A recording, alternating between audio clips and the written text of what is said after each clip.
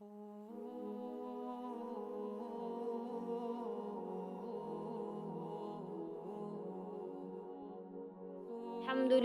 نحمدہ ونستعینہ ونصلی ونسلم علی رسولہ الکریم اما بعد فاعوذ باللہ من الشیطان الرجیم بسم اللہ الرحمن الرحیم السلام علیکم ورحمۃ اللہ وبرکاتہ۔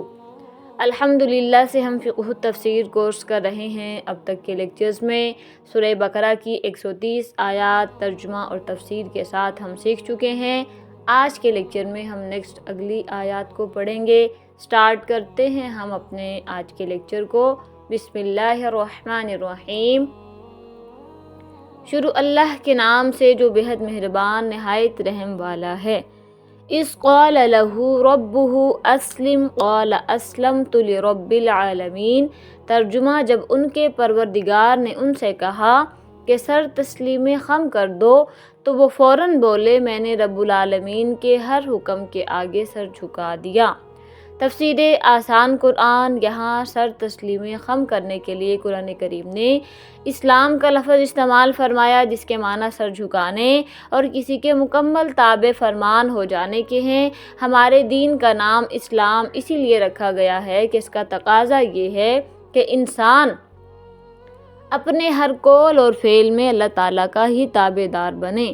حضرت ابراہیم علیہ السلام چونکہ شروع ہی سے مومن تھے، اس لیے یہاں اللہ تعالیٰ کا مقصد ان کو ایمان لانے کی تلقین کرنا نہیں تھا، اسی لیے یہاں اس لفظ کا ترجمہ اسلام لانے سے نہیں کیا گیا۔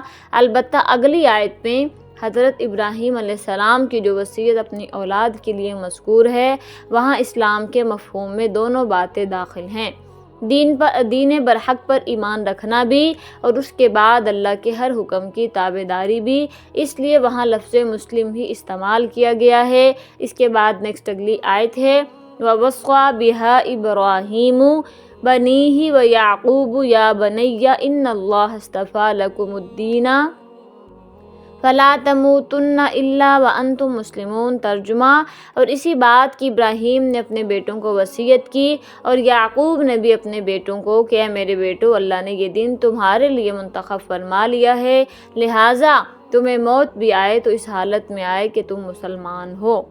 تفسیر عثمانی۔ جس ملت اور مذہب کا شرف مذکور ہو چکا، اسی ملت کی وصیت حضرت ابراہیم علیہ السلام حضرت یعقوب نے اپنی اولاد کو فرمائی۔ جو اس کو نہ مانے گا وہ ان کا بھی مخالف ہوا، اور یہود کہتے تھے کہ حضرت یعقوب علیہ السلام نے اپنی اولاد کو یہودیت کی وصیت فرمائی، بس وہ جھوٹے ہیں، جیسا کہ نیکسٹ آیت میں آتا ہے ام کنتم شہداء اذ حضر یعقوب الموت اذ قال لبنیہ ما تعبدون من بعدی قالوا نعبد الہک و الہ آبائک ابراہیم و اسماعیل و اسحاق الہا واحدا ونحن لہ مسلمون۔ ترجمہ، کیا اس وقت تم خود موجود تھے جب یعقوب کی موت کا وقت آیا تھا، جب انہوں نے اپنے بیٹوں سے کہا تھا کہ تم میرے بعد کس کی عبادت کرو گے؟ ان سب نے کہا تھا کہ ہم اسی خدا کی عبادت کریں گے جو آپ کا معبود ہے اور آپ کے باپ دادو ابراہیم، اسماعیل اور اسحاق کا معبود ہے، اور ہم صرف اسی کے فرما بردار ہیں۔ تفسیر آسان قرآن۔ بعض یہودیوں نے کہا تھا کہ حضرت یعقوب علیہ السلام نے اپنے انتقال کے وقت اپنے بیٹوں کو وصیت کی تھی کہ وہ یہودیت کے دین پر رہیں۔ یہ آیت اس کا جواب ہے۔ اس آیت کو سورہ آل عمران کی آیت 65 کے ساتھ ملا کر پڑھا جائے تو بات اور زیادہ واضح ہو جاتی ہے۔ تفسیر عثمانی۔ یعنی تم حضرت یعقوب علیہ السلام کی وصیت کے وقت تو موجود بھی نہ تھے، انہوں نے تو ملت انبیاء موصوفین کا ارشاد فرمایا تھا، تم نے یہ کیا کہ یہود اپنے سوا سب کو اور نصارہ اپنے سوا سب کو بے دین بتلانے لگے اور مذہب حق یعنی اسلام کے دونوں مخالف ہو گئے، یہ تمہارا افتراء ہے، یعنی کہ جھوٹ ہے۔ اس کے بعد پھر نیکسٹ اگلی آیت ہے تلک امۃ قد خلت لہا ما کسبت ولکم ما کسبتم ولا تسألون عما کانوا یعملون۔ ترجمہ، وہ ایک امت تھی جو گزر گئی، جو کچھ انہوں نے کمایا وہ ان کا ہے، جو کچھ تم نے کمایا وہ تمہارا ہے، اور تم سے یہ نہیں پوچھا جائے گا کہ وہ کیا عمل کرتے تھے۔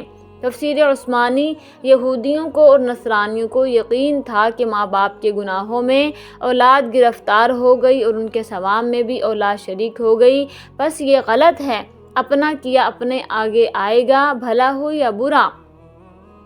اس کے بعد پھر نیکسٹ اگلی آیت ہے جو کہ آج کے لیکچر کی لاسٹ آیت ہے، وَقَالُوا كُونُوا هُودًا أَوْ نَصَارَىٰ تَهْتَدُوا قُلْ بَلْ مِلَّةَ إِبْرَاهِيمَ حَنِيفًا وَمَا كَانَ مِنَ الْمُشْرِكِينَ۔ ترجمہ، اور یہ یہودی اور عیسائی مسلمانوں سے کہتے تھے کہ تم یہودی یا عیسائی ہو جاؤ، راہ راست پر آ جاؤ گے۔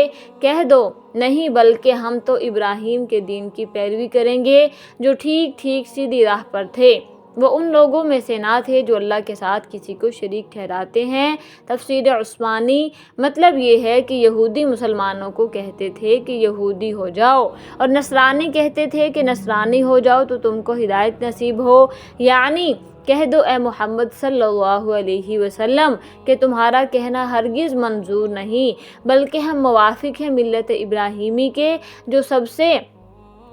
جو سب برے مذہبوں سے علیحدہ ہے، نہیں تھا وہ شرک کرنے والوں میں۔ اس میں اشارہ ہے کہ تم دونوں فریق شرک میں مبتلا ہو، بلکہ مشرکین عرب بھی مذہب ابراہیمی کے مدعی تھے لیکن وہ بھی مشرک تھے، تو اس میں ان پر بھی رد ہو گیا۔ اب ان فرقوں میں برائے انصاف کوئی بھی ملت ابراہیمی پر نہ رہا، صرف اہل اسلام ملت ابراہیمی میں رہے۔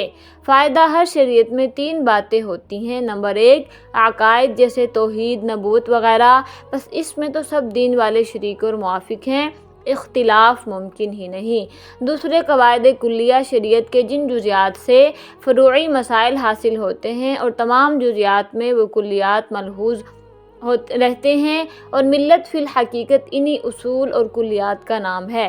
ملت محمدی اور ملت ابراہیمی کا توافق یعنی کہ اتفاق اور اتحاد انہی کلیات میں ہے۔ تیسرے، مجموعہ کلیات اور جزیات اور جمعی اصول اور فروع جن کو شریعت کہتے ہیں، جس کا خلاصہ یہ ہوا کہ رسول اللہ اور حضرت ابراہیم علیہ السلام کی ملت ایک ہے، شریعت جدا جدا ہے۔ ملت یعنی کہ توحید، نبوت وغیرہ یہ چیزیں تو سیم تھی، لیکن جو فروعی مسائل تھے وہ ڈیفرنٹ تھے، وہ الگ الگ تھے۔